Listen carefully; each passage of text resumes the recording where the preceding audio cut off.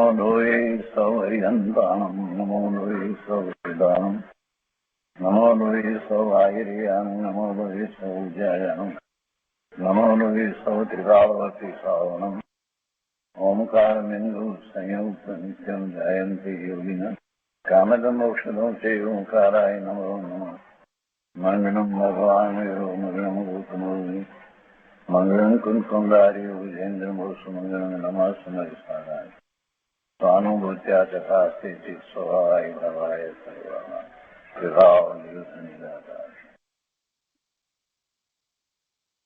શ્રીમદ નેમિચંદ્ર સિદ્ધાંતિ દેવ રચિત દ્રવ્ય સંગ્રહનો સ્વાધ્યાય આપણે કરી રહ્યા છીએ. એમાં બૃહદ દ્રવ્ય સંગ્રહની ગાથા 41નો સ્વાધ્યાય ચાલે છે. આ ગાથા આપણે દ્રવ્ય સંગ્રહમાંથી કરી છે. તે પછીથી બૃહદ દ્રવ્ય સંગ્રહમાંથી પૂજ્ય બ્રહ્મદેવજીની ટીકા સહિત 41મી ગાથાનો સ્વાધ્યાય આપણે કર્યો અને હવે આપણે પૂજ્ય ગુરુદેવના 41મી ગાથા ઉપરના પ્રવચનોનો સ્વાધ્યાય કરી રહ્યા છીએ. મૂળ ગાથામાં સમ્યક દર્શનની વાત કરવામાં આવી છે.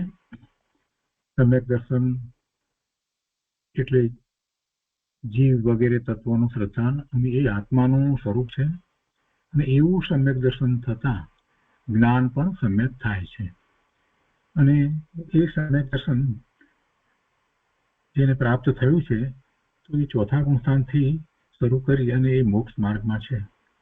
એટલે ચોથા ગુણસ્થાનની દશાથી શરૂ કરી અને સમ્યક દર્શન પ્રગટ કર્યા પછીથી પણ એને જે રાગ છે તો એ અપેક્ષાથી સાથે રહેલા રાગની અપેક્ષાથી સરાગ સંકિત અને વિતરાગ સંકિત એવા ભેદ કરીને પણ વસ્તુ સ્વરૂપને ખૂબ સ્પષ્ટ કર્યું છે.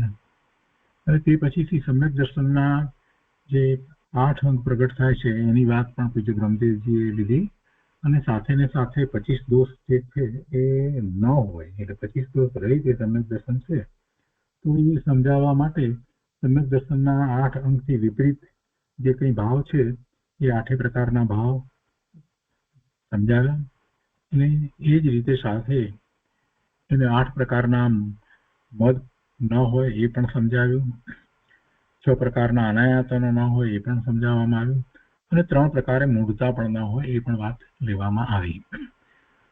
અને હવે પૂજ્ય ગુરુદેવ જે વિસ્તાર કરે છે એમાં શરૂઆતમાં જ ગુરુદેવે ગાથાર્થ કર્યા પછીથી આખી વાત જે સમજાવી છે તે મહત્વની સમજાવી કે સમ્યક દર્શન ધર્મની શરૂઆત થાય છે અને ઉમાસ્વાતીજી ભગવાને જ્યારે સમ્યક દર્શન જ્ઞાન ચારિત્રાણી મોક્ષ માર્ગ એમ પહેલું સૂત્ર કહી અને પછી બીજા સૂત્રમાં સમ્યક દર્શનની વ્યાખ્યા કરી છે તો એ જ બતાવે છે કે સમ્યક દર્શનનું કેટલું મહત્વ છે અને એ જ્યાં સુધી એને સારી રીતે સમજી અને સમ્યક દર્શન પ્રગટ ન કરવામાં આવે ત્યાં સુધી કેટલાય વર્ષો સુધી શાસ્ત્રના અભ્યાસ આપણે કરીએ પણ એ બધું વ્યર્થ છે. એટલે પૂજ્ય ગુરુદેવે સમ્યક દર્શનની વાત જ પહેલા લીધી અને એ સમ્યક દર્શન આત્માનો અનુભવ કરતા થાય છે અને એવો આત્માનો અનુભવ કરવાની વાત જ્યારે લીધી તો એની પહેલા એને જે દ્રવ્ય સ્વરૂપના અભ્યાસ દ્વારા જે શ્રદ્ધાન થવું જોઈએ એવું શ્રદ્ધાન થયું હોય તો જ એ આગળનો પુરુષાર્થ કરી શકે. એટલે એ 9 તત્વનું શ્રદ્ધાન 6 દ્રવ્યનું શ્રદ્ધાન યથાર્થ કરવાની વાત પૂજ્ય ગુરુદેવે પહેલા લીધી અને એવું શ્રદ્ધાન આપણને કઈ રીતે થાય છે તો એમાં સર્વજ્ઞપણાનો નિશ્ચય કરે એ મહત્વનું છે. સર્વજ્ઞની સત્તાનો સ્વીકાર થવો જગતમાં સર્વજ્ઞ છે અને એ જ્ઞેય માત્રને જાણે છે અને એવો જ જીવનો પણ ભાવ છે એ પ્રગટ થાય છે. આ બધી વાત પૂજ્ય ગુરુદેવે શરૂઆતમાં લીધી અને એ આપણે ગયા સ્વાધ્યાયમાં લીધું છે. હવે એમાં આજે આગળ લઈએ છીએ બૃહદ દ્રવ્ય સંગ્રહ પ્રવચન ભાગ બીજો એના પાના નંબર 106 ઉપર બીજા પેરેગ્રાફથી આગળ લઈએ છીએ. ગુરુદેવ અહીંયા કહે છે કે જેમ જ્ઞાનની સ્વતંત્રતા છે તેમ જગતના સર્વ પદાર્થોની સ્વતંત્રતા છે. જો ગઈ વખતે ગુરુદેવે જ્ઞાન અને રાગ જુદા છે એ વાત કરી. રાગ એ જ્ઞાન રૂપ નથી ને જ્ઞાન રાગ રૂપ નથી. જ્ઞાન ને રાગ બંને ભિન્ન છે, અને રાગ થયો છે માટે જ્ઞાન એને જાણે છે એમ પણ નથી, અને જ્ઞાનની સ્વતંત્રતા પણ સમજાવી. એટલે હવે એમાં જ આગળ કહે છે કે જેમ જ્ઞાનની સ્વતંત્રતા છે તેમ જગતના સર્વ પદાર્થોની સ્વતંત્રતા છે. કોઈથી કોઈનું થાય અથવા તો આડું અવળું થાય તો સ્વતંત્રપણું રહેતું નથી. કોઈ કોઈનું કાર્ય કરે તો પછી એનું સ્વતંત્રપણું તો રહ્યું નહીં, અને તેના કોઈ દ્રવ્યના કોઈ પરિણામ થઈ રહ્યા હોય એમાં કોઈ બીજું દ્રવ્ય આવી અને ફેરફાર કરી નાખે તો પણ સ્વતંત્રતા રહેતી નથી. એટલે આડું અવળું થાય તો પણ સ્વતંત્રપણું રહેતું નથી. અને જ્ઞાનનો સ્વભાવ જ્ઞાતા માત્રપણું છે, તેની શ્રદ્ધા રુચિ રહેતી નથી. કેમ કે આડું અવળું થાય તો પછી સર્વજ્ઞતા રહેતી નથી. ભગવાનના જ્ઞાનમાં આવ્યું હોય, આપણે એમ કહીએ એક તરફ કે એમાં કઈ ફેરફાર હોય નહીં, અને પછી બીજી તરફ આપણે ફેરફાર કરવાની વૃત્તિ દાખવીએ કે બહારના કોઈના પણ પ્રસંગોને હું બદલી નાખું, એના સંયોગોને બદલી નાખું, એના પરિણામને બદલી નાખું, તો પછી સર્વજ્ઞનું જ્ઞાન એની આપણને શ્રદ્ધા ના રહી.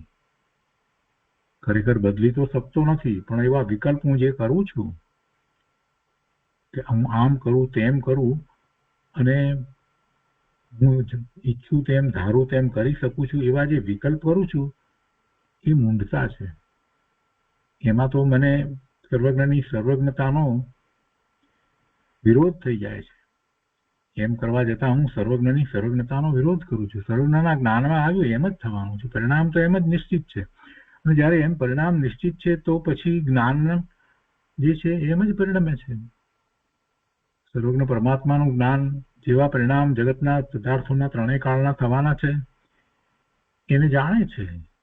એ કંઈક કરે છે એવી વાત નથી, નિયમન કરે છે એવી વાત નથી. તો એવી સર્વજ્ઞની સર્વજ્ઞતાનો જો મને સ્વીકાર છે તો પછી પરનું કરવાપણું, પરમાં ફેરફાર કરવાપણું એ શક્ય જ નથી. એ વાત બેસી જાય છે. અને જો એમ માનવા જઈશ તો પછી શું થયું? મેં એ જ્ઞાન સ્વભાવ જે છે એનો વિરોધ કર્યો. ગુરુદેવ કહે છે કે કોઈથી કોઈનું થાય, આડું અવળું થાય તો સ્વતંત્રપણું રહેતું નથી, અને જ્ઞાનનો સ્વભાવ જ્ઞાતા માત્રપણું છે, તેની શ્રદ્ધા રુચિ રહેતી નથી. પોતે જ્ઞાન સ્વભાવી છે, બીજું કાંઈ કરી શકતો નથી, એ વાત પણ પછી રહેતી નથી. સર્વજ્ઞના જ્ઞાનનો પણ એને વિરોધ થઈ ગયો. સર્વજ્ઞ થયા તેમણે ત્રણ કાળના સર્વ પદાર્થોને જોયા. જેટલા ત્રણ કાળના સમયો છે તેટલી દરેક દ્રવ્યની ત્રિકાળવર્તી પર્યાયો છે. જેટલા ત્રણ કાળમાં સમય, ભૂતકાળ, વર્તમાન કાળ, ભવિષ્યકાળ, એટલે એ સમય તો કાળ દ્રવ્યની પર્યાય છે. કાળાનું એ દ્રવ્ય છે ને એનું પરિણમન થાય છે, તો એ પરિણમન જે છે એને આપણે સમય કહીએ છીએ, એ પર્યાય છે. તો જેટલા એ ત્રણ કાળના સમયો છે તેટલી દરેક દ્રવ્યની ત્રણ કાળ વર્તી પર્યાયો છે. દરેક દ્રવ્યની પણ એટલી પર્યાય છે, અને એની સાથે આપણે સમયને જોડી અને સાપેક્ષપણે એને જાણીએ છીએ કે આ સમયની પર્યાય, આ સમયની પર્યાય, એટલું જ. પણ પરિણમન દરેક દ્રવ્યનું સ્વતંત્ર થાય છે, કાળ દ્રવ્ય કરાવતું નથી. પણ સરખાવીએ છીએ એની સાથે સાપેક્ષપણે જોઈએ છીએ તો આપણને ખ્યાલ આવે છે કે જેટલા ત્રણ કાળના સમયો છે તેટલી દરેક દ્રવ્યની ત્રિકાળવર્તી પર્યાયો છે. ત્રિકાળવર્તી પર્યાયો કેવી રીતે? ભૂતકાળની પર્યાયો તો ચાલી ગઈ ના, ત્રિકાળવર્તી પર્યાયો છે એટલે કે દરેક દ્રવ્યમાં પર્યાયનો આખો પ્રવાહ અંદર ગર્ભિત છે. અનંત પર્યાયનો પ્રવાહ એમાં ગર્ભિત છે. જે પર્યાય પ્રગટ થઈ અને પછી એ વિલીન થઈ ગઈ તો એને આપણે ભૂતકાળની કહીએ છીએ. વર્તમાનમાં જે પ્રગટ છે એને વર્તમાન કહીએ છીએ. જે પ્રગટ છે તે વખતે વર્તમાન છે, અને એ બીજા સમયે એ ભૂતકાળ થાય છે. અને જે પ્રગટ નથી એ ભવિષ્યની છે, એ જ્યારે પ્રગટ થાય છે ત્યારે વર્તમાન થાય છે. એટલે એક પછી એક પર્યાય જે ભવિષ્યની છે તે વર્તમાન થઈ અને ભૂતકાળ થતી જાય છે. એટલે જ્યાં ઉભા રહીને જોઈએ છે ત્યારે આપણને ખબર પડે છે કે અત્યારે વર્તમાન શું છે. જે પહેલા જે ભવિષ્યકાળ હતો એ જ અત્યારે વર્તમાનમાં ભૂતકાળ પણ છે. કેમ કે પહેલા 2 મિનિટ પહેલા જે પર્યાયો નહોતી થઈ એ વર્તમાન ભવિષ્યકાળની પર્યાય હતી, એ બધી વર્તમાન થઈ અને એ વિલીન થઈ ગઈ, એટલે અત્યારે તો ભૂતકાળ થઈ ગયું. એટલે કે ભૂતકાળ, વર્તમાન કાળ, ભવિષ્યકાળ, આપણે જે 3 કાળ પાડીએ છીએ એ કોઈ એક સમયની અપેક્ષાથી પાડીએ છીએ કે આ સમયે શું વર્તમાન છે, શું ભૂત છે, શું ભવિષ્ય. પણ ખરેખર જોઈએ તો એ આખો પ્રવાહ પર્યાયનો પ્રવાહ જ છે. તો એ પર્યાય આખો પ્રવાહ છે. એટલે પૂજ્ય ગુરુદેવ એને એમ કહે છે કે ત્રિકાળવર્તી પર્યાયો છે. 3 કાળે છે, વિલીન થઈ ગઈ પણ છતાં એ છે. અને એ છે એટલે તો સર્વજ્ઞ પરમાત્માના જ્ઞાનમાં પણ આવે છે. ભૂતકાળની બધી જ પર્યાયો સર્વજ્ઞ પરમાત્માના જ્ઞાનમાં જ્ઞેય તરીકે છે, પ્રતિબિંબિત થાય છે. ગુરુદેવ કહે છે કે જેટલા 3 કાળના સમયો છે તેટલી દરેક દ્રવ્યની ત્રિકાળવર્તી પર્યાયો છે. હવે 3 કાળવર્તી પર્યાયો દરેક દ્રવ્યની છે, બધાની એટલી જ પર્યાય છે. તો એમાં કોની પર્યાય ઓછી છે તો આપણે જઈને એ પર્યાયને કરીએ, અથવા તો કોની પર્યાયને આપણે એમાં વચ્ચે પ્રવેશ પામી અને કંઈક ફેરફાર કરીએ. કોઈ દ્રવ્યની જે સળંગ એક સરખી એ દ્રવ્યની પર્યાયો જે થઈ રહી છે, પ્રગટતા ક્રમે થઈ રહી છે, એમાં વચ્ચે અવકાશ ક્યાં છે? એક દ્રવ્ય પાસે બીજા દ્રવ્યની પર્યાયોમાં ફેરફાર કરવાનો અવકાશ જ નથી. બધાની એટલી જ પર્યાયો છે, દરેક દ્રવ્યની એટલી જ 3 કાળવર્તી પર્યાયો દરેકની છે. તો કોણ કોઈની અંદર ઘૂસે કે કોઈની અંદર ફેરફાર કરે એવો કોઈ અવકાશ છે? એવો અવકાશ જ નથી. શાંત ચિત્તથી વિચાર કરીએ તો આપણને ખ્યાલ આવે કે દ્રવ્યને ઉપર મૂકીએ અને એની એક પછી એક થતી પર્યાયનો આખો પ્રવાહ નીચે લાઈન દોરીએ તો બધા દ્રવ્યોને એમ જ છે. તો પછી ક્યાં જઈએ? કયું દ્રવ્ય ક્યાં જાય? કયા દ્રવ્યમાં ઘૂસીને એની પર્યાયને ફેરવે? એ તો શક્ય જ નથી. ગુરુદેવ એ વાત કરે છે અહીંયા કે જેટલા 3 કાળના સમયો છે તેટલી દરેક દ્રવ્યની ત્રિકાળવર્તી પર્યાયો છે. તેમાં કોણ કોનું કરે? જે કાળની જે પર્યાય છે તે કાળે પ્રગટ થાય, એનાથી જ થાય, એ દ્રવ્યથી જ થાય, બીજાથી ન થાય. આમ સ્વતંત્ર ક્રમબદ્ધ પર્યાયની શ્રદ્ધામાં જ વિતરાગ દ્રષ્ટિનો સાચો પુરુષાર્થ આવે છે. આ વાત કેમ લીધી કે પૂજ્ય ગુરુદેવે એક પ્રશ્ન ઉભો કર્યો કે કેટલાકને એમ લાગે છે કે આમાં પુરુષાર્થ ક્યાં રહ્યો, કેવી રીતે પુરુષાર્થ થાય? એટલે ગુરુદેવે આ વાતને અહીંયા સમજાવી કે આ પુરુષાર્થ અહીંયા આ રીતે છે. તમે એવો નિર્ણય તો કરો. એ નિર્ણય કરવો એ જ પુરુષાર્થ છે. ઊંધો નિર્ણય કરી રહ્યા છો, અનાદિથી વિપરીતતા અને પકડીને બેઠા છો, એને ફેરવવી અને સાચો નિર્ણય કરવો એ જ પુરુષાર્થ છે. એવી શ્રદ્ધા કરવી. 6 દ્રવ્ય સ્વતંત્ર, 6 દ્રવ્યના સ્વતંત્ર પરિણમન, કોઈના પરિણમન કોઈ બીજું દ્રવ્ય ન કરાવી શકે. અને એ વાત ગુરુદેવે અત્યારે પર્યાય દ્વારા સ્પષ્ટ કરી, પર્યાયની મુખ્યતા દ્વારા સ્પષ્ટ કરી કે આ આખો પર્યાયનો પ્રવાહ, બીજો પર્યાય, ત્રીજો, ચોથો, એમ અનંત દ્રવ્યોના બધાના 3 કાળની પર્યાયના પ્રવાહોની સામે દ્રષ્ટિ કરીએ તો કોની અંદર જાય? કોઈની અંદર જાય નહીં. કોઈનાથી બીજાની પર્યાય થાય નહીં. આ તો સ્વતંત્રતા છે. અને એ જ ક્રમબદ્ધ પર્યાયની વાત ગુરુદેવે કહી છે. આમ સ્વતંત્ર ક્રમબદ્ધ પર્યાયની શ્રદ્ધામાં જ વિતરાગ દ્રષ્ટિનો સાચો પુરુષાર્થ આવે છે. એટલે કે ભગવાનના જ્ઞાનમાં વિતરાગ દ્રષ્ટિનો વિચાર કરીએ છીએ તો ભગવાનના જ્ઞાનમાં આમ જ વસ્તુ સ્વરૂપ પ્રકાશ્યું છે. તો હવે દરેક દ્રવ્ય પોતાનું પરિણમન કરે છે, તો જીવ દ્રવ્ય પોતે પણ પોતાનું પરિણમન કરે છે. પોતાની અનંત પર્યાય છે, એ પોતાના દ્રવ્યમાં ગર્ભિત છે અને એક પછી એક પરિણામ થઈ જ રહ્યા છે.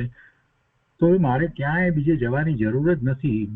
હું નકામાનો વિકલ્પોમાં રાજી રહ્યો છું. એટલે સાચો પુરુષાર્થ એ જ છે.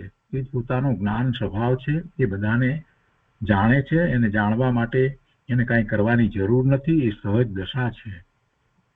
અને વિતરાગ પરમાત્માએ એવી સહજ દશાને પ્રગટ કરી છે, આપણે એ કરી નથી. એટલે સાચો પુરુષાર્થ વિતરાગ દ્રષ્ટિનો કઈ રીતે છે કે જેમ છે તેમ બધા દ્રવ્યોને જાણવા, બધા તત્વોને જેમ છે તેમ યથાર્થ જાણવા, સમજવા, અને એમ સમજતા પછી જગતમાં કાંઈ પણ કરવાની રુચિ ન થાય, કોઈ પણ બીજા પદાર્થમાંથી પોતાને આનંદની કે સુખની કે શાંતિની પ્રાપ્તિ થાય, માટે એ પદાર્થને કે એવા સંયોગોને પ્રાપ્ત કરવાની પણ ઈચ્છા ન થાય, એમ આસક્તિ ટળી જાય, અને એકમાત્ર જ્યાંથી આનંદ શાંતિની અનુભૂતિ થાય છે એવા પોતાના સ્વરૂપની રુચિ થાય. એટલે આ વાત ગુરુદેવ આપણને અત્યારે સમજાવી રહ્યા છે. ક્રમબદ્ધ પર્યાયની વાત એમાં લઈ અને ઘણી બધી વાત આપણને કહી દીધી. ગુરુદેવ આગળ કહે છે કે કોઈ કહે આવું જાણવામાં પુરુષાર્થ કરવાનું ક્યાં આવ્યું? તો કહે છે કે જેણે અલ્પ જ્ઞાન છતાં અંદર એકાગ્ર થઈ, એટલે કે જ્ઞાનનો ઉઘાડ અલ્પ છે, અલ્પ જ્ઞાન એટલે અલ્પ જ્ઞાન છતાં અંદર એકાગ્ર થઈ સર્વને સંપૂર્ણપણે એક સમયમાં જાણનાર સર્વજ્ઞનો નિર્ણય કર્યો, તેણે અંદર પોતાનો સામર્થ્યવાન નિર્મળ સર્વજ્ઞ સ્વભાવ છે તે પૂર્ણ શક્તિનો ભરોસો કર્યો છે. સર્વજ્ઞનો નિર્ણય કર્યો, ભલે વર્તમાનમાં પોતાને અલ્પ ઉઘાડ છે છતાં પણ એવો સર્વજ્ઞનો નિર્ણય જેણે કર્યો, એને જ્ઞાન સ્વભાવનો નિર્ણય થયો, એટલે પોતાના પણ એવા સર્વજ્ઞ સ્વભાવનો, જ્ઞાન સ્વભાવનો, પોતાની પૂર્ણ શક્તિનો એને ભરોસો કર્યો, વિશ્વાસ કર્યો, નિર્ણય કર્યો કે આમ જ છે. અલ્પજ્ઞતા, વિકાર અને કર્તૃત્વનો નિષેધ કરી અંદરથી સર્વજ્ઞની સત્તાનો નિર્ણય કર્યો. તેમાં માત્ર જ્ઞાતાપણે જાગૃત રહેવાનું જ આવ્યું. અલ્પજ્ઞતા વર્તમાનમાં ઉઘાડ તરીકે અલ્પજ્ઞતા છે તે, વિકાર જે એનાથી જુદો છે તે, અને કર્તૃત્વ કે પરનું કરવા પણ, તો એ ત્રણ વસ્તુનો નિષેધ કર્યો. એટલે અલ્પજ્ઞતા તો નથી, જ્ઞાન સ્વભાવ તો પરિપૂર્ણ છે, સર્વજ્ઞનો સ્વભાવ છે એવો જ જ્ઞાનનો મારો પણ સ્વભાવ છે. એટલે અલ્પજ્ઞતાનો નિષેધ. વિકાર આત્માનું સ્વરૂપ નથી, વિકાર જે થઈ રહ્યો છે એ કઈ આત્માનું સાચું સ્વરૂપ નથી, આત્માનું લક્ષ કરતા વિકાર ઉત્પન્ન થતો નથી, અને પરનું કરવા પણ આત્માને છે જ નહીં. તો એ ત્રણેયનો નિષેધ કરી અને અંદરથી સર્વજ્ઞની સત્તાનો નિર્ણય કર્યો કે આ જ સર્વજ્ઞની સત્તા છે, એ જ જ્ઞાનની સત્તા છે, અને તેમાં માત્ર જ્ઞાતાપણે જાગૃત રહેવાનું જ આવ્યું. કાંઈ કરવાનું તો આવ્યું જ નહીં, પોતે માત્ર જાણે જ છે, અને તે જ સાચો પુરુષાર્થ છે તે કરવાનું આવ્યું. તો જે ક્રમ છે તેનો ફેરફાર કરવું એવી અધીરજ નથી. શું ફેરફાર કરવો? કરી શકતો નથી, એમાં ફેરફાર કરવાની કોઈ વાત રહેતી નથી. એટલે ધીરજપૂર્વક હવે માત્ર પોતે જ્ઞાતા જ છે એવો નિર્ણય થયો, અને જ્ઞાતાપણું એ જ પુરુષાર્થ છે, જ્ઞાતાપણું એ જ પુરુષાર્થ છે. કેમ કે બીજું તો કંઈ કરી શકતો નથી, એટલે સ્વીકાર એનો કરે તો આપોઆપ જગતના પદાર્થો પ્રત્યે ઉદાસીનતા થઈ જાય, વૈરાગ્ય આવી જાય, પોતાના સ્વરૂપનું મહાત્મા આવી જાય, પોતાના જ્ઞાન સ્વભાવનું મહાત્મા આવી જાય, અને પોતે જ્ઞાન સ્વભાવે પરિણમવાનો પુરુષાર્થ કર્યા જ કરે. એટલે જ્ઞાતાપણું એ જ પુરુષાર્થ છે. કોને જાણવું છે જ્ઞાતાપણામાં? પોતે પોતાને જાણે એ મોટો પુરુષાર્થ છે. અંદર ગુણની મહત્તા અને એકાગ્રતા વિના ગુણીનો સર્વજ્ઞ સ્વભાવી આત્માનો મહિમા આવે નહીં. પોતે એવો જ્ઞાન સ્વભાવી ભગવાન આત્મા છે એવો મહિમા આવવો જોઈએ, અને તો જ સ્વરૂપને વિશે એકાગ્રતા થઈ શકે. ગુરુદેવ કહે છે કે અંદર પોતાના જ્ઞાન ગુણની, પોતાના અનંત ગુણની મહત્તા આવે, તો અંદર ગુણની મહત્તા અને એની એકાગ્રતા થાય તો જ એ પોતે પોતાના સર્વજ્ઞ સ્વભાવનો નિર્ણય કરી શકે, અને નિર્ણય કરી અને એવી અનુભૂતિ કરી શકે.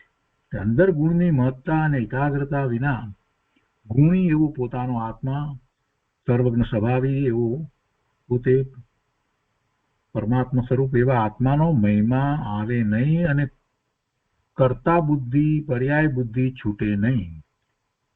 એટલે પોતાના અનંત ગુણ છે, અને એમાં જે ગુણ શક્તિ નો એને જે અભ્યાસ કર્યો છે એ દ્વારા એને પોતાનું મહાત્મ્ય લાવવાનું છે અને એમાં જ એકાગ્રતા કરવાની છે. એ ન કરે ત્યાં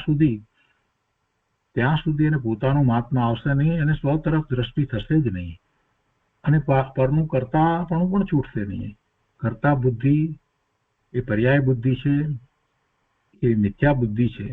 કરતા બુદ્ધિ પરનું કરતાપણું એ તો મિથ્યાત્વ છે અને પર્યાયમાં વર્તમાન પર્યાયની અંદર જે મલિનતા જે છે એની બુદ્ધિ પણ છૂટશે નહીં. દ્રવ્ય પોતાનું ત્રિકાળ શુદ્ધ છે જ્યારે પર્યાયમાં તો મલિનતા છે એટલે પોતે પર્યાય જેવડો પોતાને માની અને જે કઈ પુરુષાર્થ કરે છે એ પુરુષાર્થ સાચો પુરુષાર્થ નથી.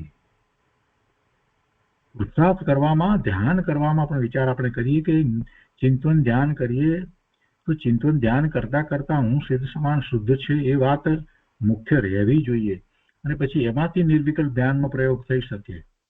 એટલે નિર્વિકલ્પ ધ્યાનના પ્રયોગ વખતે પણ વર્તમાન પર્યાયને ગૌણ કરી અને જે ત્રિકાળી શુદ્ધ વસ્તુ છે એને મુખ્ય કરી અને ધ્યાન થાય છે. કઈ વર્તમાન પર્યાય રૂપે ધ્યાન થતું નથી. રમેશ થઈને ધ્યાન નથી થતું. હું સિદ્ધ સમાન શુદ્ધ પૂર્ણ પવિત્ર છું એવા નિર્ણયપૂર્વક ધ્યાન થાય છે. એટલે આ બધી વાત આપણને ગુરુદેવના પ્રવચનમાંથી પણ ખ્યાલમાં આવે છે કે આત્માના સ્વરૂપનો મહિમા આવવો જોઈએ, એની મહત્તા લાગવી જોઈએ. પોતે સિદ્ધ સમાન શુદ્ધ સ્વભાવી ભગવાન આત્મા છે એવું અંદરમાંથી ઉગ્યું જ નથી તો એ સ્વ તરફ વળશે ક્યાંથી? એ બારમાં ને બારમાં જ રોકાઈ રહેશે. અંદર ગુણની મહત્તા અને એકાગ્રતા વિના ગુણીનો સર્વજ્ઞ સ્વભાવી આત્માનો મહિમા આવે નહીં અને કર્તા બુદ્ધિ પર્યાય બુદ્ધિ છૂટે નહીં. પુરુષાર્થની શંકા છૂટે નહીં. પછી એમ જ હોય ત્યારે પછી પુરુષાર્થ વિશે એને શંકા જ રહ્યા કરે કે કેવી રીતે પુરુષાર્થ કેમ કે પુરુષાર્થને સમજ્યો જ નથી ને. એટલે જ્ઞાતાપણું જ સ્વતંત્ર વસ્તુ સ્વભાવને કબૂલનાર મહાન ધર્મ છે અને એ જ પુરુષાર્થ છે. પોતે જ્ઞાતા છે, સ્વનો જ્ઞાતા છે, પરનો જ્ઞાતા છે એ વાતને પણ ગૌણ કરવાની છે. સ્વને જ જાણનારો છે, સ્વમાં જ રોકાઈ રહેનારો છે અને એમ જ પૂર્ણ શુદ્ધ દશાની પ્રાપ્તિ છે. એટલે મુખ્યતા એ જ છે. જ્ઞાતાપણામાં પણ સ્વનો જાણનારો છે અને પુરુષાર્થ સ્વને જાણવાનો છે. પછી પર તો જણાય છે અને પર જાણીને એને કામ પણ શું છે? કેમ કે પર બધા પદાર્થોનો નિર્ણય તો કરી લીધો છે કે બધા સ્વતંત્ર રીતે પરિણમે છે તો પરિણમે છે. હવે એ નિર્ણય થયા પછીથી હવે એને પરમાં કાંઈ રસ પડતો નથી. પછી શું રસ પડે છે?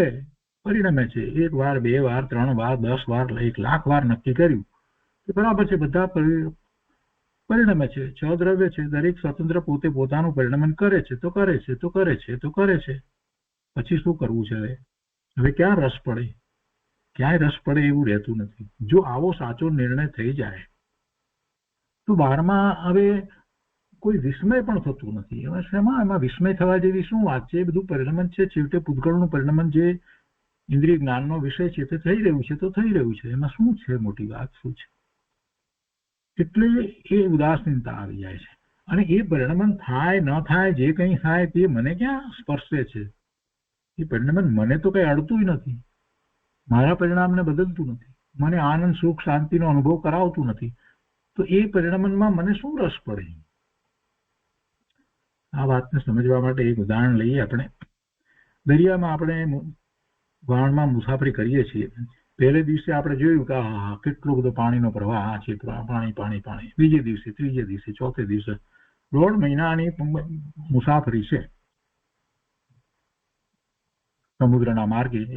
એક દેશમાંથી બીજા દેશમાં ક્યાંક દૂર જઈ રહ્યા હોઈએ તો 1.5 મહિનો હોય તો રોજ એ પાણી દેખાયા કરે ને પછી આપણને કોઈ કે ચલો ને આવો ને બહાર આવો ને પાણી જુઓ ને. ભાઈ જોયું, સવારથી જોતા હતા, હવે અડધો કલાક 2 કલાક 3 કલાક હવે કેટલી વાર અને આટલા દિવસથી જોઈએ જ છે. એમાં શું જોવું છે? તો પાણી છે તો છે, બીજું તો કાંઈ દેખાતું નથી. ચારે તરફ સમુદ્રમાં બીજું તો કાંઈ દેખાતું નથી. તો શું થાય આપણને કેટલા વખત સુધી આપણે જોઈએ એમાં રસપૂર્વક? પહેલા 1-2 દિવસ 4 દિવસ બધું બરાબર, પછી ચારે બાજુ પાણી સિવાય બીજું કઈ દેખાતું નથી, પછી શું જોવું છે? અને એ પણ સવારના પોરમાં જોયું, બપોરે જોયું, બરાબર છે, જોયા કરું, પછી આપણે છેવટે શું કહીએ? એમાં શું જોવું છે? એવી રીતે જ્યારે નિર્ણય થઈ જાય છે કે 6 દ્રવ્ય પોતે પરિણમે છે તો પરિણમે છે, દરેકના પરિણમન એનામાં રહેલા ગુણ પ્રમાણે થાય છે તો થાય છે, તો શું જોવું છે એમાં? જો એવો સાચો જેને નિર્ણય થયો તો બરાબર નક્કી છે, એમ જ થાય છે, એમાં શું જોવું છે? એમાં વિસ્મય પામવા જેવું શું છે? એમાં શું જોવા જેવું છે? તો પછી ઉદાસીનતા આવી જાય છે. તો જોવા જેવું શું છે? ક્યાં જોવા જેવું છે? હિતકારી શું છે? તો કે પોતાનું સ્વરૂપ, એમાં જોવા જેવું છે. કેમ જોવા જેવું છે? કેમ કે એમાં દ્રષ્ટિ કરતા પોતાના અનંત ગુણનું ભવન જે છે એ મને અનુભવમાં આવે છે, જ્ઞાનમાં અનુભવાય છે. અનંત ગુણ કેવા છે? આનંદ, સુખ, શાંતિ, નિર્મળતા, સ્વચ્છતા, ભવ્યતા, પવિત્રતા, બધું જ એક સાથે અંદરમાં પરિણમી રહ્યું છે. એવું પરિણમન પોતાને અનુભવમાં આવે છે. એટલે પોતાને તો આનંદ આનંદ, શાંતિ શાંતિ, સુખ સુખ છે. એટલે પોતે જ્ઞાતા કોનો છે? સ્વભાવ ભાવનો જ્ઞાતા થાય છે. પોતાના અનંત ગુણ ના અંદરમાં ચાલી રહેલા ભવનનો જ્ઞાતા થાય છે. એ જ કરવાપણું છે. એવું જ્ઞાતાપણું છે, એ કરવાનું છે. તો કે છે કે જ્ઞાતાપણું જ સ્વતંત્ર વસ્તુ સ્વભાવને કબૂલનાર મહાન ધર્મ છે, અને એ જ પુરુષાર્થ છે. ગુરુદેવની વાત, આવી વાત આપણને ક્યારે મળે? અદભુત વાત ગુરુદેવે સમજાવી છે. આગળ કહે છે કે સર્વજ્ઞતા, સ્વતંત્રતા અથવા ક્રમબદ્ધ પર્યાયનો નિર્ણય, તેમાં સંસારનું કારણ તથા અવિરોધી મોક્ષ અને મોક્ષનું કારણ, નવતત્વ તથા 6 દ્રવ્યનો અને દરેકની સ્વતંત્રતાનો સ્વીકાર આવી જાય છે. દરેક વસ્તુને આપણે જરાક શાંતિથી આ બધી વસ્તુને ચિંતનમાં લઈએ તો આપણને ખ્યાલ આવે છે કે આ બધું એમાં તો સમાયું છે. જ્ઞાતાપણે રહેવાનો પુરુષાર્થ પણ આવી જાય છે. કંઈ કરવું એ તો ઈચ્છા છે, રાગ છે, ઊંધો પુરુષાર્થ છે. શું કરે? વસ્તુ સ્વરૂપ એવું છે જ નહીં, કરી શકે એવી કોઈ વાત છે નહીં. કોણ કોનું કરે? ત્યારે પરિણામો સ્વતંત્ર થઈ જ રહ્યા છે, થઈ જ રહ્યા છે, થઈ જ રહ્યા છે, થઈ જ રહ્યા છે. આગળ કહે છે કે અંદર દ્રવ્ય સ્વભાવમાં રુચિપૂર્વક વળ્યા વિના, અંદર દ્રવ્ય સ્વભાવમાં રુચિપૂર્વક વળ્યા વિના કોઈ વાતની સાચી શ્રદ્ધા થતી નથી. સર્વજ્ઞે કહેલ પુરુષાર્થની વાત બેસતી નથી. પોતાને રુચિ ન થાય ત્યાં સુધી કઈ વાત બનતી જ નથી.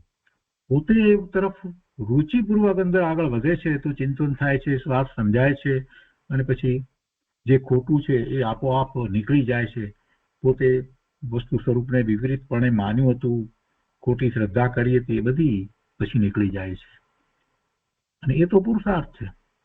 સર્વજ્ઞે કહેલ પુરુષાર્થની વાત રુચિ વિના બેસતી નથી. રુચિપૂર્વક સ્વરૂપ તરફ વળે ત્યારે જ એ વાત એને બેસે છે. અને સાચા દેવ ગુરુ શાસ્ત્ર અને તેમણે કહેલા સ્વતંત્ર જીવ આદિની શ્રદ્ધા પણ થતી નથી. સર્વજ્ઞે જોયું માટે જગતના 6 દ્રવ્યો ટકીને પરિવર્તન કરે છે. એમ સ્વતંત્રતા નક્કી કરનાર જ્ઞાન અંદર પૂર્ણ જ્ઞાયક વસ્તુની શ્રદ્ધા અને સ્વ આલંબનના જોરે એકાગ્ર થતું હોવાથી આ બધી વાતનો નિશ્ચય સમ્યક પુરુષાર્થ સહિત કરે છે. સર્વજ્ઞએ જોયું માટે, એટલે કે સર્વજ્ઞના જ્ઞાનમાં એ આવ્યું છે માટે એ વાત તો એમ જ છે કે 6 દ્રવ્યોનું પરિણમન જે રીતે થવા યોગ્ય છે તે રીતે જ થાય છે. વસ્તુ તરીકે રહી અને પરિણમે છે. 6 દ્રવ્યો ટકીને પરિવર્તન કરે છે. અને એમ પરિણમન જે છે એની સ્વતંત્રતા નક્કી કરનાર પોતાનું જ્ઞાન એ અંદર પૂર્ણ જ્ઞાયક વસ્તુની શ્રદ્ધા અને સ્વ આલંબનના જોરે એકાગ્ર થતું હોવાથી આ બધી વાતનો નિશ્ચય એ સમ્યક પુરુષાર્થ સહિત કરે છે. અને એ જ ધર્મ છે, એ જ મોક્ષ માર્ગમાં પદાર્પણ છે. આગળ કહે છે સમયસારની 14મી ગાથામાં આત્માને નિયત સ્વભાવી કયો છે, તેમાં ઘણી ગંભીરતા છે. 15મી ગાથામાં શ્રી કુંકુંદાચાર્ય ભગવાન કહે છે કે જેણે આત્માને અબદ્ધ સ્પર્શ અનન્ય 5 બોલથી વાત કરી છે ને, તો કે અને પર આશ્રય રહિત ભેદ રહિત એકલો જ્ઞાયકપણે જાણ્યો, તેણે સર્વ જીન શાસન સર્વ પ્રકારે જાણ્યું છે. અંદરમાં નિશંક જ્ઞાતાપણે અભેદ બુદ્ધિથી ઢળવું, અંદરમાં નિશંક જ્ઞાતાપણે શંકા વિના જ્ઞાતાપણે અભેદ બુદ્ધિથી ઢળવું. અભેદ બુદ્ધિથી ઢળવું એટલે શું? જે પોતે છે એ જ્ઞાન સ્વરૂપ છે અને જ્ઞાન દ્વારા જ પોતે એ તરફ વળી જાય છે, એમ અભેદ બુદ્ધિથી ઢળવું. પોતાને વિશે કોઈ ભેદ પડતો જ નથી, પોતે જાણનારો અને જે જણાય છે એમાં કોઈ ભેદ નથી.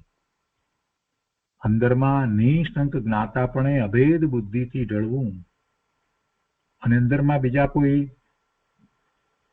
ગુણી અને જ્ઞાન એવા ભેદ પણ નહીં પાડવા, એવી અભેદ બુદ્ધિથી ઢળવું તથા વિતરાગ દ્રષ્ટિ જ્ઞાતા ઢળવું તથા વિતરાગ દ્રષ્ટિ જ્ઞાતા થઈ ગયો. અંદરમાં નિશંક જ્ઞાતાપણે અભેદ બુદ્ધિથી ઢળવું જ્યારે થાય છે ત્યારે એ ખરેખર એ વિતરાગ દ્રષ્ટિ જ્ઞાતા થાય છે, થઈ ગયો. અને ક્રમબદ્ધ સર્વજ્ઞ નિશ્ચય પુરુષાર્થ નવતત્વનો નિર્ણય વસ્તુ સ્વભાવનો નિર્ણય એ બધું એક જ છે. જ્યારે એવું પોતે વિતરાગ દ્રષ્ટિ જ્ઞાતા થઈ ગયો ત્યારે એમાં એને બધું ક્રમબદ્ધ પણ સમજાઈ જાય છે, એનો નિર્ણય થઈ જાય છે. ક્રમબદ્ધને વિશે હવે કોઈ પ્રશ્ન ઉઠતા નથી. ને ક્રમબદ્ધમાં અને સર્વજ્ઞના નિર્ણયમાં અને નિશ્ચયથી વસ્તુ સ્વરૂપમાં અને એવો જ પુરુષાર્થ ને નવ તત્વનો નિર્ણય, આ બધું વસ્તુ સ્વભાવનો નિર્ણય કરે ત્યારે એને સ્પષ્ટ થઈ જાય છે કે બધું એક જ છે. એક જ છે એટલે કે જ્યારે એવો વસ્તુ સ્વભાવનો નિર્ણય કરે છે તો ત્યારે જુદી જુદી અપેક્ષાથી એનો વિસ્તાર જુદો જુદો થાય છે, બાકી તો બધું એક છે. વસ્તુ સ્વભાવનો નિર્ણય થયો તો એક અપેક્ષાથી જોઈએ તો એ સર્વજ્ઞ છે, એક અપેક્ષાથી જોઈએ તો પોતાના પરિણામનો વિચાર કરીએ તો કે બધા પરિણામ ક્રમબદ્ધ થાય છે. વસ્તુ સ્વભાવનો નિર્ણય થયો છે તો પછી એ જ નિશ્ચય છે, કેમ કે એ વસ્તુ ટકીને રહી છે અને એ વસ્તુ સ્વભાવનો નિર્ણય થયો છે એ જ પુરુષાર્થ છે. અને એ વસ્તુ સ્વભાવનો નિર્ણય થયો છે એને બીજી અપેક્ષાથી વિચાર કરીએ તો પોતાના શુદ્ધ તત્વ સિવાય જે બીજું તત્વ, જે અજીવ તત્વ જે છે એ ભૂતગળ, એના સંબંધે આ બીજી બધી જે છે તે પર્યાય છે. એટલે વસ્તુ સ્વભાવનો નિર્ણય કરતા આ બધું પોતાને સમજાઈ જાય છે, એમ ગુરુદેવનું કહેવું છે. એટલે કહે છે કે અર્થાત સર્વજ્ઞ સ્વભાવની નિશંક શ્રદ્ધામાં તે બધાનો યથાર્થ નિર્ણય આવી જાય છે. કોઈ કહે છે, કોઈ આચાર્ય નિમિત્તથી કાર્ય થવાનું કહે છે અને કોઈ ઉપાદાનથી થવાનું કહે છે, તો એમ માનનારને સ્વતંત્ર વસ્તુ સ્થિતિની પ્રતીતિ નથી. કોઈ નિમિત્તથી થવાનું કહે ને કોઈ ઉપાદાનથી થવાનું કહે ને, અરે ભાઈ એ બધી વાત અપેક્ષાથી સમજવાની છે.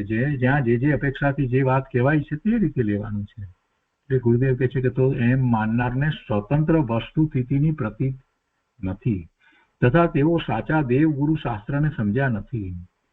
અંતર્મુખ થઈને સ્વ પર પ્રકાશક જ્ઞાન પ્રગટ કર્યું, અંતર્મુખ થઈ અને સ્વ પર પ્રકાશક જ્ઞાન પ્રગટ કર્યું. રાગ અને નિમિત્તના સંબંધ વિનાનું સ્વતંત્ર જ્ઞાતાપણું પોતામાં જોયું, તેણે આખું જીન શાસન જાણ્યું. એ 15મી ગાથાની વાત અહીંયા ગુરુદેવે લીધી છે. તો જીન શાસન કોને કહેવાય? જીન શાસન એટલે ભગવાને જે કોઈ રાજ્ય સ્થાપ્યું હોય ને એમનું શાસન હોય ને એવી કોઈ વાત નથી. ભગવાને જે પ્રગટ કર્યું છે એ જ જીન શાસન છે.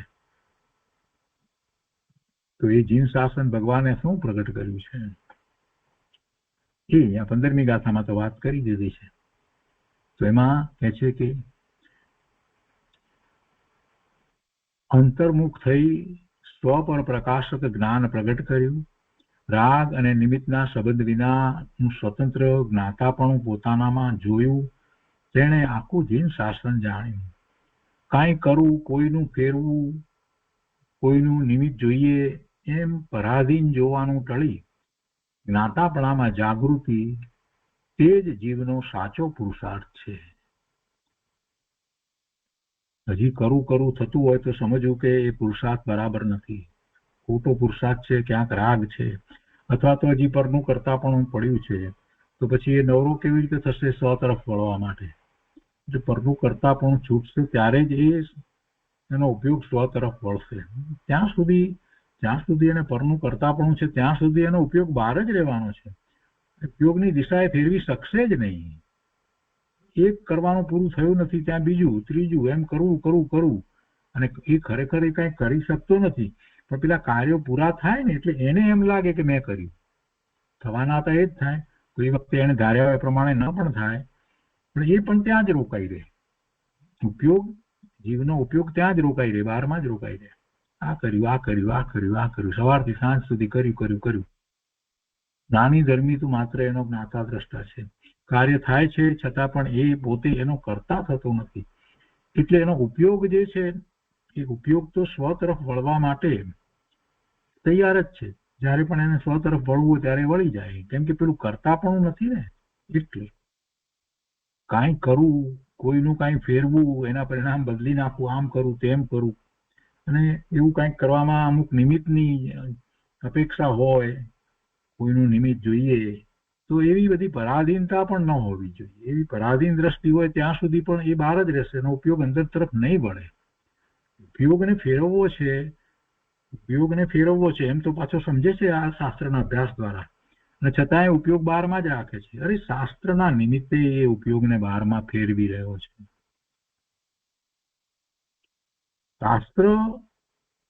શાસ્ત્ર વસ્તુ સ્વરૂપને સમજાવે છે, પણ શાસ્ત્ર એમ નથી કહેતા કે તમારો ઉપયોગ અહીંયા જ રાખો. શાસ્ત્ર એમ કે છે ના, શાસ્ત્ર તો એમ કે છે કે ઉપયોગને ફેરવો. તો ઉપયોગને એ ઉપદેશ ગ્રહણ કરવાનો છે. એના બદલે આ જીવ શું કરે છે કે શાસ્ત્રમાં એમ કહ્યું કે ઉપયોગને આત્મા તરફ લઈ જવો, શાસ્ત્રમાં એમ કહ્યું કે અનેક નય દ્વારા વસ્તુ સ્વરૂપને જાણવું, એટલે એવી બધી વાત કર્યા કરે છે. તો ઉપયોગ ક્યાં રહ્યો? બહારમાં રહ્યો.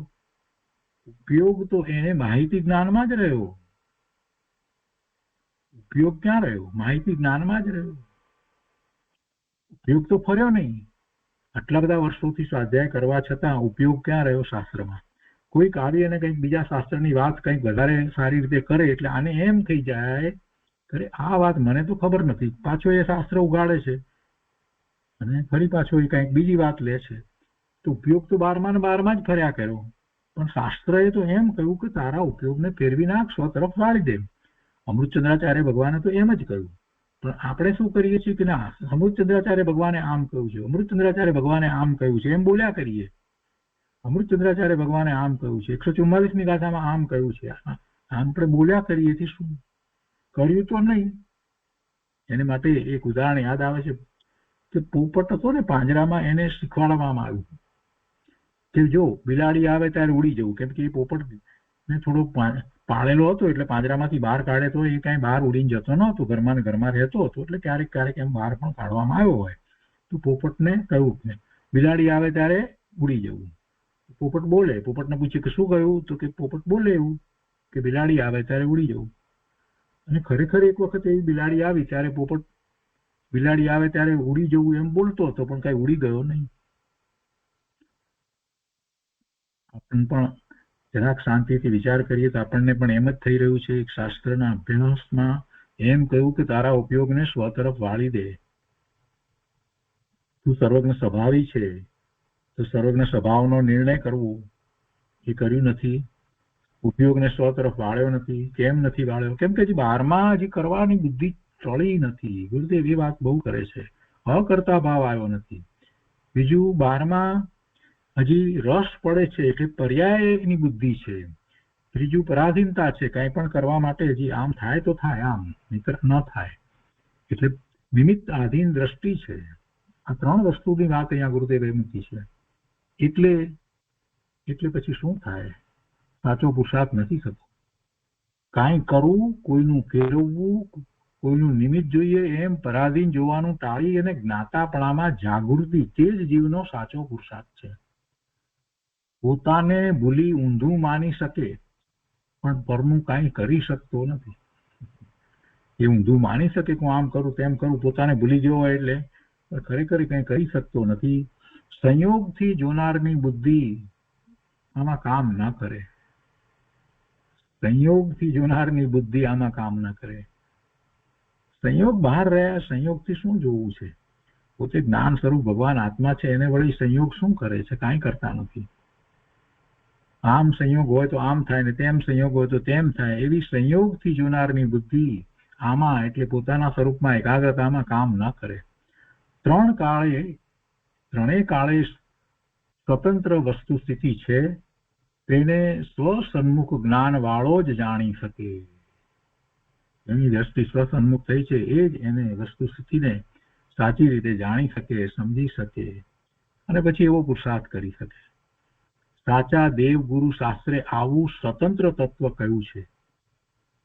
તેનાથી વિરુદ્ધ તત્વ કહેનારને જ્ઞાતા સ્વભાવની રુચિ વાળો માને નહીં. એનાથી વિરુદ્ધ વાત કરે તો સમજવું કે એને જ્ઞાતા સ્વભાવની રુચિ નથી. પ્રાપ્તિ તો ક્યાંથી હોય? જો આપણે શાંતિથી ધીરે ધીરે આગળ જઈએ છીએ, કેમ કે આ વાત ગુરુદેવે કરી છે તે દિવસ એમની દશા એવી અદભુત હશે અને એ દિવસે આ બધી વાત આવી ગઈ છે. આવી વાત ક્યારેક ક્યારેક આવે છે, એટલે એનો આપણે લાભ લઈ લેવાનો. ગુરુદેવની આવી વાણી આપણને અત્યારે લાભ મળી રહ્યો છે. ગુરુદેવ આગળ કહે છે કે જેને અલ્પજ્ઞતામાં સર્વજ્ઞની સત્તા સ્વીકારવાની તાકાત છે, જેને અલ્પજ્ઞતામાં, અલ્પજ્ઞતા તો ઉઘાડ, જ્ઞાનનો ઉઘાડ અલ્પ છે, એટલે અલ્પજ્ઞતા તો એટલે પર્યાયમાં એવી અલ્પજ્ઞતા તો છે. વસ્તુ તો ત્રિકાળપૂર્ણ જ છે. જેને અલ્પજ્ઞતામાં સર્વજ્ઞની સત્તા સ્વીકારવાની તાકાત છે, એટલે આપણે સર્વજ્ઞની એવી સત્તાનો સ્વીકાર કરીએ તો તે અંતર્મુખ દ્રવ્ય દ્રષ્ટિમાં જ વર્તે છે. તાકાત બહાર બીજી રીતે નહીં આવે.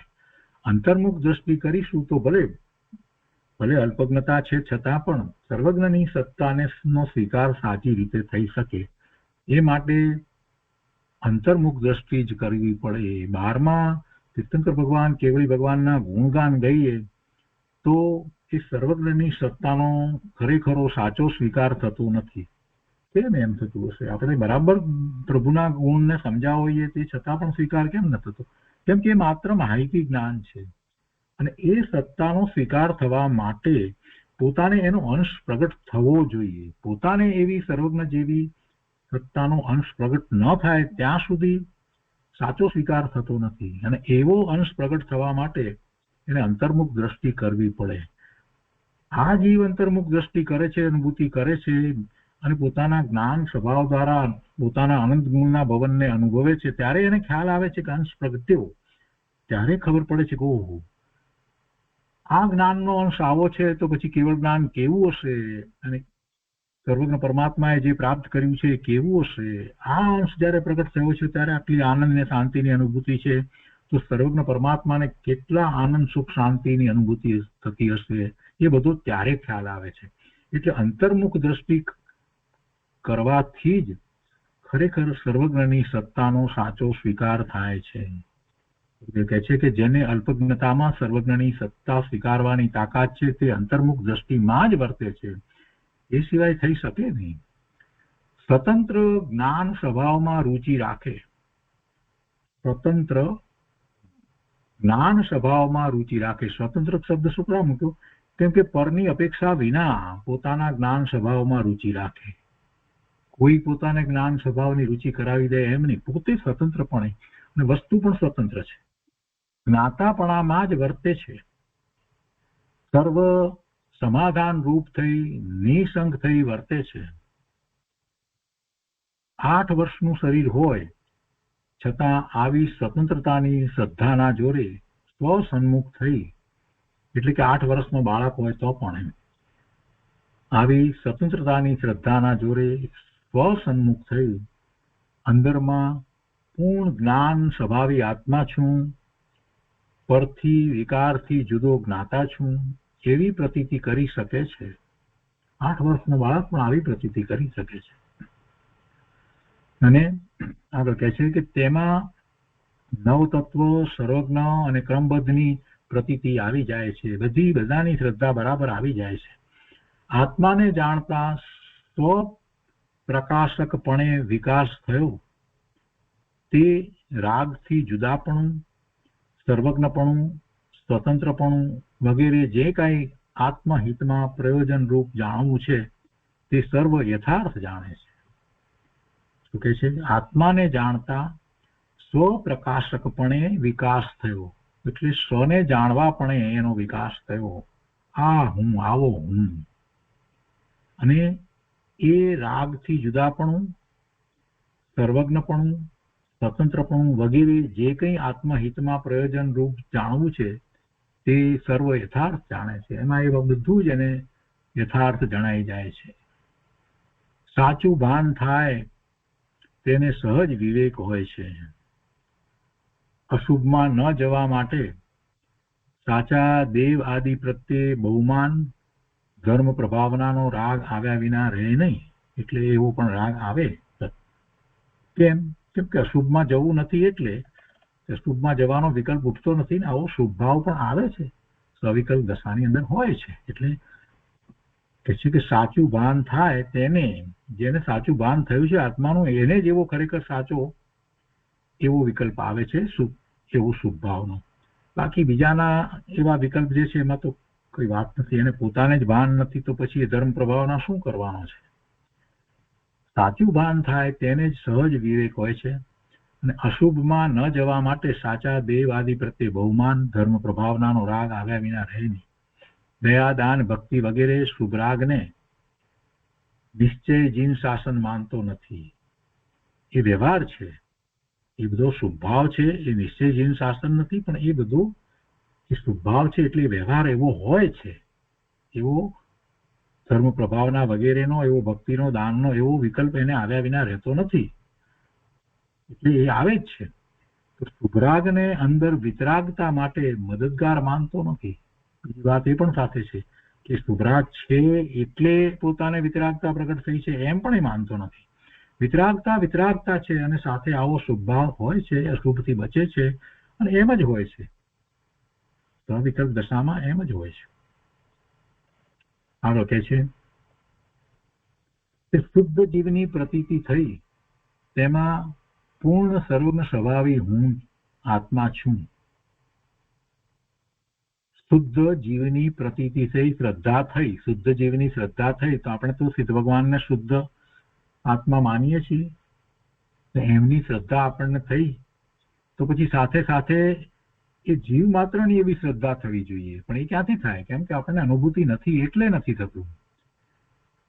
શુદ્ધ જીવની પ્રતીતિ થઈ તેમાં પૂર્ણ સર્વજ્ઞ સ્વભાવી હું આત્મા છું એમ થઈ જાય છે. એટલે અનુભૂતિ થાય છે ત્યારે ખરેખર સાચા અર્થમાં જીવ માત્રનું શુદ્ધ સ્વરૂપ કેવું હોય એનો નિર્ણય થઈ જાય છે. સર્વજ્ઞ પરમાત્માનું સ્વરૂપ, સિદ્ધ ભગવાનનું સ્વરૂપ, તીર્થંકર ભગવાન કેવડી પરમાત્માનું સ્વરૂપ, બધાનું સ્વરૂપ અને નિશ્ચયથી દ્રવ્ય અપેક્ષાએ જીવ માત્રનું શુદ્ધ સ્વરૂપ કેવું એનો બધાનો નિર્ણય થઈ જાય છે.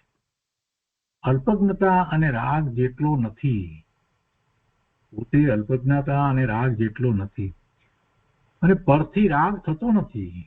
મને રાગ થયો એ કોઈ પર બીજો આવીને કરાવે એવી કોઈ વાત નથી. કોઈ કર્મના ઉદયો મને રાગ કરાવે એવી પણ વાત નથી. પરથી રાગ થતો નથી. રાગ મારી પર્યાયમાં થાય છે, એ સ્વતંત્ર રીતે થાય છે. એમાં મારો દોષ છે. પરનું લક્ષ કરી અને હું રાગ ભાવે થઉં છું, કોઈ મને રાગ ભાવે કરાવતું નથી. એમ સ્વતંત્રની પ્રતીતિ હોય છે. વસ્તુ સ્વતંત્રતા છે, પરિણામ સ્વતંત્ર છે, એવી એને શ્રદ્ધા હોય છે. નવ તત્વમાંથી શુદ્ધ નહીંથી શુદ્ધ જીવ જ ઉપાદે અને ધર્મનું કારણ છે. જો શુદ્ધ નહીંથી જીવનું જે સ્વરૂપ છે એ ઉપાદે છે. નવ તત્વમાં જીવ તત્વ કહ્યું, પછી અજીવ તત્વ કહ્યું અને બાકીની 7 તો પર્યાય કહી. તો એમાં નવ તત્વમાંથી શુદ્ધ નહીંથી શુદ્ધ જીવ જ ઉપાદેશ અને ધર્મનું કારણ છે. એ પ્રતીતિમાં ક્રમબદ્ધ સ્વતંત્ર વસ્તુ સ્થિતિ બતાવનાર સર્વજ્ઞ દેવ અને વિતરાગ ભાવરૂપ સાધક દશામાં વર્તતા ભાવલિંગી નગ્ન દિગંબર ગુરુની શ્રદ્ધા થઈ છે. જ્યારે એમ છે ત્યારે પછી એવા સર્વજ્ઞ પરમાત્માની પણ શ્રદ્ધા થાય છે અને એવા ભાવલિંગી નગ્ન દિગંબર ગુરુની શ્રદ્ધા થાય છે. એટલે સાચા દેવ ગુરુની આપણે શ્રદ્ધાની વાત કરીએ છીએ ને, અને એ જ પ્રમાણે એમણે કહેલા શાસ્ત્રની જીનવાણીની પણ શ્રદ્ધા હોય છે. એટલે જેમ સાચા દેવ ગુરુ શાસ્ત્રની શ્રદ્ધા હોય છે, જેમને કહેલા અવિરોધી શાસ્ત્રને પણ માન્યા છે. અનંતા સંતો અને સર્વજ્ઞો ભૂતકાળમાં થયા અને ભવિષ્યમાં પણ થશે, વર્તમાનમાં પણ થઈ રહ્યા છે. ધર્મ સમજવાનો ક્રમ આ રીતે છે. સ્વતંત્રતા અને સર્વજ્ઞતા યથાર્થપણે સમજે તે ક્રમબદ્ધ પર્યાયનું સમજી શકે, એટલે કે ક્રમબદ્ધ પર્યાયનું સ્વરૂપ સમજી શકે, ક્રમબદ્ધ પર્યાયને સાચી રીતે સમજી શકે. ક્રમબદ્ધનું સ્વરૂપ સમજે તો પરથી ઉદાસીન થઈ અંદરમાં ઉત્સાહવાન થઈ દ્રવ્ય સ્વભાવમાં અભેદ રુચિવાન થાય છે. દ્રવ્ય સ્વભાવમાં એની રુચિ થાય, અને એ પણ કેવી રુચિ? પોતે પોતાથી વસ્તુ જુદી નથી, પોતે એ જ છે. ગુણ ગુણીના ભેદ પણ નથી, અભેદ દ્રષ્ટિ, દ્રવ્ય સ્વભાવમાં અભેદ દ્રષ્ટિ, એવી રુચિ થાય છે. અને પરથી ઉદાસીન થઈ કર્તાપણાની આકુળતા છોડી જ્ઞાતાપણામાં જ સંતોષ પામે છે. જ્ઞાતાપણાની મહિમા થાય ત્યાં પરમા અહંકાર કર્તાપણાનું શલ્ય ટળી જાય છે. પછી પરમાં બુદ્ધિ રહેતી નથી, પરમાં કરતાની પણ અને પરનું કંઈ કરી શકું એવા અહંકાર પણ રહેતા નથી. એ બે શલ્ય છે, એ શલ્ય ટળી જાય છે અને સ્વસન્મુખ જ્ઞાતાપણામાં ક્રમબદ્ધ જેમ છે તેમ જાણવાનું રહી જાય છે. આનું નામ વિતરાગ દ્રષ્ટિ અને વિતરાગ ચારિત્રનો પુરુષાર્થ છે. બહુ અદભુત વાત કરી એ દિવસના પ્રવચનમાં. એટલે જ એને છેલ્લે એમ કહ્યું કે સ્વતંત્ર વસ્તુ સ્વભાવ પ્રકાશનાર અનંત ઉપકારી શ્રી સદગુરુદેવનો જય હો. એટલે જ એ વાત અહીંયા લખી છે. ગુરુદેવે બહુ સરસ વાત કરી. સ્વતંત્ર વસ્તુ સ્વભાવ, એની પ્રાપ્તિ, અને એ દ્વારા બધું જ પોતાને પ્રાપ્ત થઈ જાય છે. આખી વાત એક પછી એક કડી પ્રમાણે સમજાવી. તો હવે આની ઉપર બીજી કોઈ વાત હોઈ શકે જ નહીં, અને આજનો સ્વાધ્યાય આપણે અહીંયા સુધી રાખીએ છીએ. ગાથાની વાત પછી ગુરુદેવ સમજાવશે, પણ આવી અદભુત વાત ક્યારેક ક્યારેક જ ગુરુદેવના મુખથી, અને એ પણ એક પછી એક કડી પ્રમાણે આખી જાણે કે આખી શૃંખલા એમણે આપણને સમજાવી દીધી. ગુરુદેવને ફરી ફરીને વંદન, અને આજનો સ્વાધ્યાય અહીંયા આપણે પૂરો કરીએ છીએ.